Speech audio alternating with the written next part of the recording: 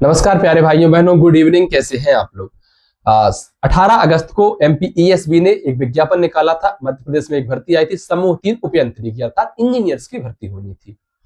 अभ्यर्थियों ने फॉर्म भरना स्टार्ट किया। कुछ लोग सोचते हैं कि जल्दी से फॉर्म भरो, फ्री हो इस काम से और अपनी पढ़ाई में जो है लग जाओ।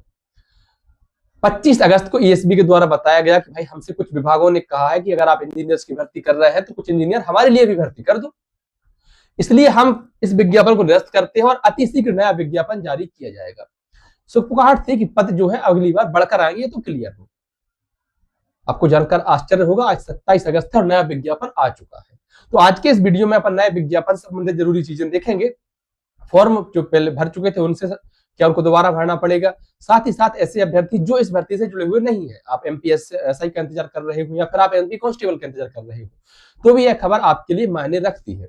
चलिए शुरुआत करते हैं। जैसा कि मैंने पद बढ़ने की बात कही, तो भाई साहब पहले आपको पता है 1030 पदों पर भर्ती आई थी, जो अब बढ़कर हो गई है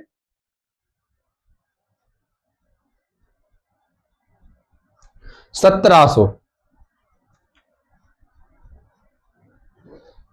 लगभग 670 पद बढ़कर आए हैं। तो ये तो फायदे की बात है, अभ्यर्थियों को इसमें निश्चित रूप से खुश होना चाहिए। महत्वपूर्ण बातें हैं, जो महत्वपूर्ण तिथियां हैं, एक बार उन पर चर्चा कर लेते हैं। जैसे आपके फॉर्म भरने की जो डेट स्टार्ट है 29 अगस्त है। 29 अगस्त से आपके फॉर्म भरना शुरू हो जाएंगे। कब तक भरे जाएंगे? 12 सितंबर तक आपके फॉर्म भरे जाएंगे। यहाँ एक ध्यान देने वाली महत्वपूर्ण बात यह है कि जो भी अभ्यर्थी पहले फॉर्म भर चुके थे, भले ही आपने अभी 3 दिन पहले ही फॉर्म भरा हो या 5 दिन पहले फॉर्म भरा हो, आपको इस विज्ञापन पर दोबारा से ही फॉर्म भरना पड़ेगा। अगर आप सोचे कि हमने फॉर्म भर दिया तो अब नहीं भरेंगे, तो भाई चूक जाओगे आप। भले ही आपकी पुरानी फीस वापस कर दी जाए, लेकिन आपको नया फॉर्म भरना पड़ेगा, नहीं आपकी फीस कटेगी। तो सावधानी पूर्वक आप अच्छे से फॉर्म भरें। परीक्षा डेट की अगर हम बात करें तो भाई साहब ये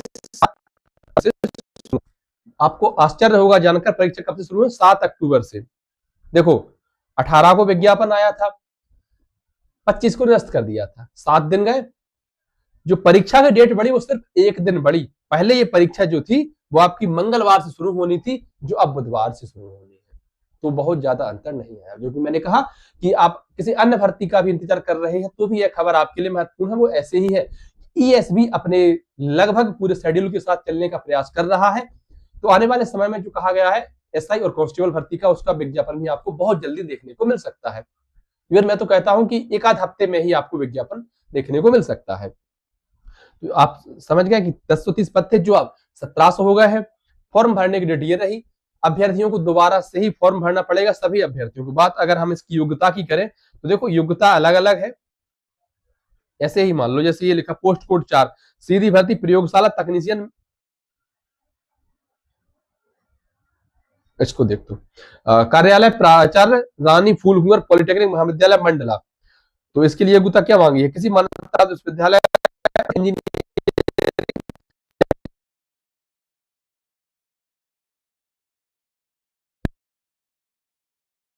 आपकी पॉलिटेक्निक मांगी है, किसी में कुछ मांगा है, किसी में कुछ मांगा है। उस हिसाब से अपना जो है फॉर्म भर सकते हैं कि आप किस किस के लिए योग्य हो रहे हैं, किस किस की आप योग्यता धारण करती है।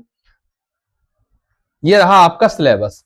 क्योंकि आपको पता था सिलेबस वही है पुराना वाला, कि 100 नंबर की रहेगी आपकी सामान्य चीजें, जिसको 2 भागों में बांटा गया है, खंड आ खंड बा। तो खंड आ रहेगा 100 नंबर का, 100 नंबर का खंड बा रहेगा, जिसमें आपकी ट्रेड से संबंधित, आपने किस विषय में इंजीनियरिंग की है उससे संबंधित प्रश्न पूछे जाएंगे।